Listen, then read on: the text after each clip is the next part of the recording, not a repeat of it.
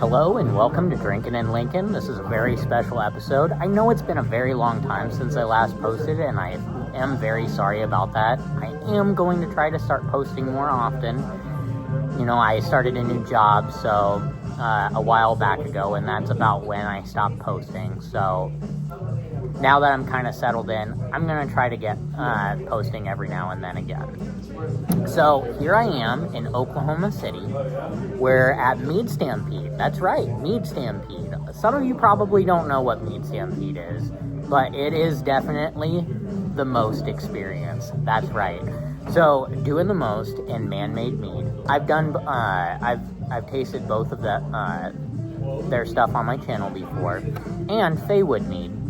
They do a competition in Oklahoma City. It's called MEAD Stampede, where mead makers from across the country and a few from out of the country will send their meads in to Oklahoma City, and then for 2 days they judge them and eventually come up with the best of show. But each category of mead they judge, and then out of those categories they do a best of show. So here I am. It is the second day of judging, and I've had a lot of fun. I had a little difficulty getting to Oklahoma. I was delayed 4 different times on my flights, and then when I got to my hotel, the keys didn't work. I actually got locked out of my room at midnight and had to stand outside for an hour waiting for someone. So as far as the travel goes, it's been a little bit of an experience, but nothing too bad. Also, I think I saw Tom Welling when I was in Dallas. If you don't know who Tom Welling is, he's the guy who played Clark Kent in Smallville. And a lot of you know that I'm a big Superman fan. Now, I didn't talk to him, but he seemed really nice. Now, this is a great episode because we're at MEAD Stampede.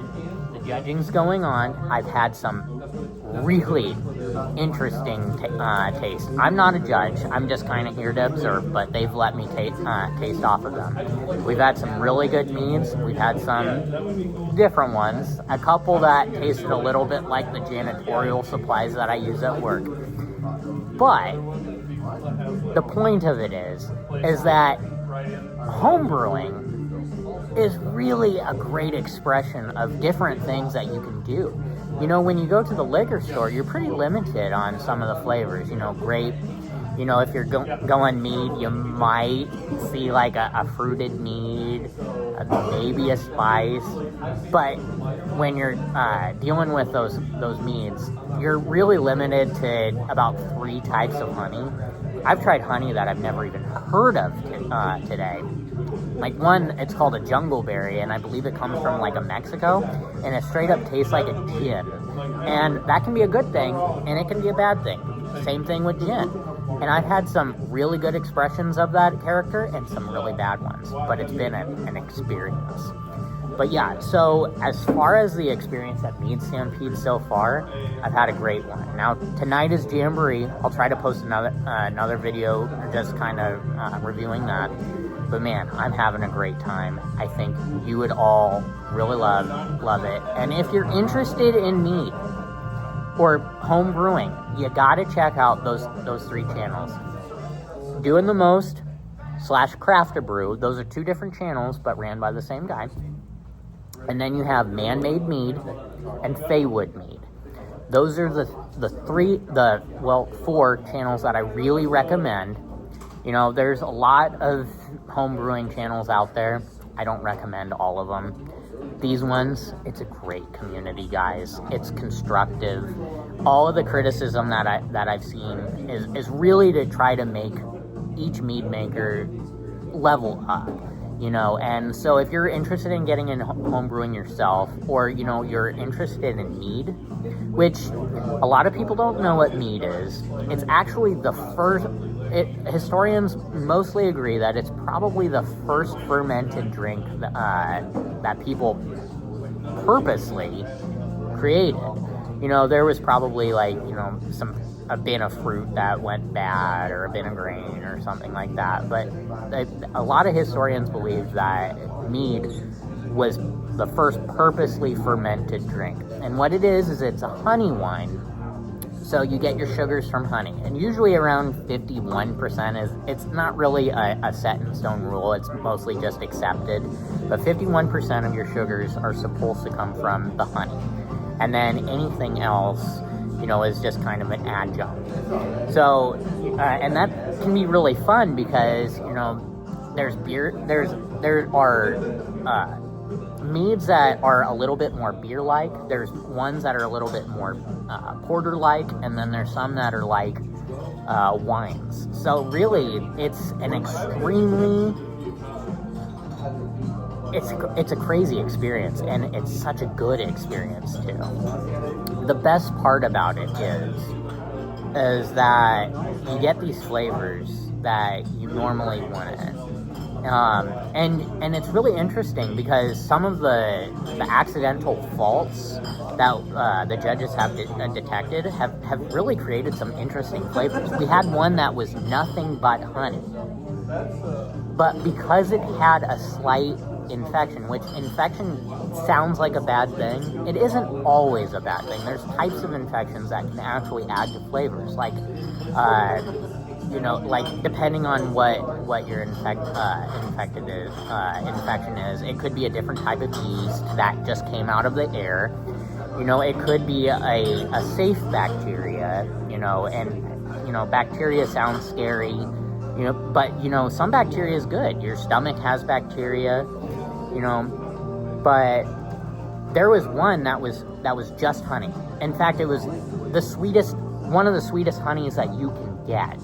It tastes like marshmallows when it's just honey, but fermented, and with this slight fault, it tasted like cloves.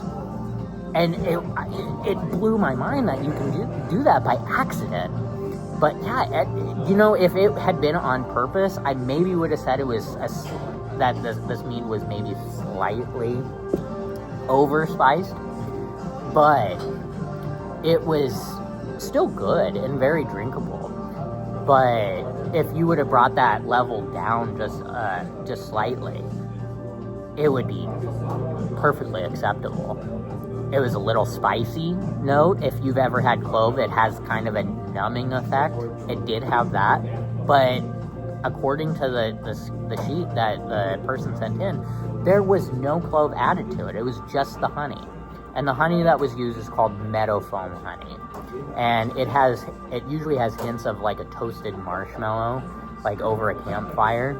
Really interesting honey. And that's the thing, is people think honey is honey, but there's many different types of honey. It depends on where the bees get their nectar, and that can really lend to a lot of flavors. There's coffee blossom honey, and depending on what region of the coffee blossom, it can be anywhere from like a lighter note of, but you do get hints of coffee, but it isn't straight up coffee. And then there's like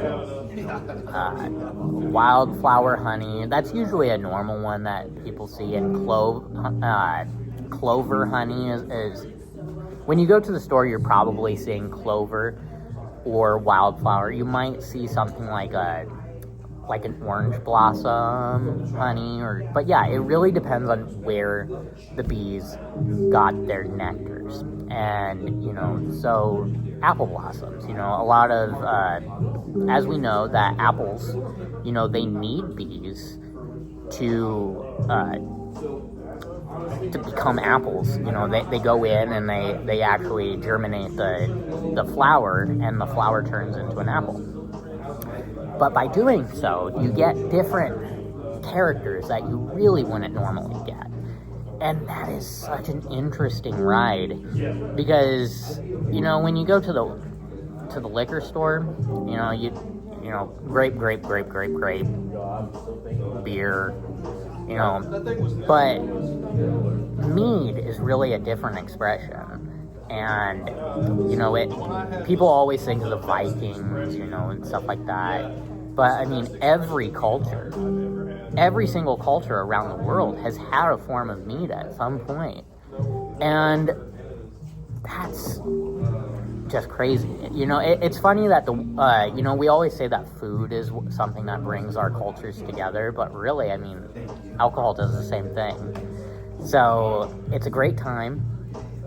I highly suggest you look up those channels. Craft a Brew, Doing the Most, Man-Made Mead, and Faywood Mead. And I mean, they're very user friendly. They're gonna give you instructions anywhere from very beginner, intermediate, to even leveled up, like elite kind of stuff. And that is so much fun. And like I said, this is such a constructive crew. They want you to be the best mead maker that you possibly can be. So I'm having a great time. I suggest that you look those channels up. And I'm gonna go have a little bit more mead, and I'll try to get back to you again later after the jamboree.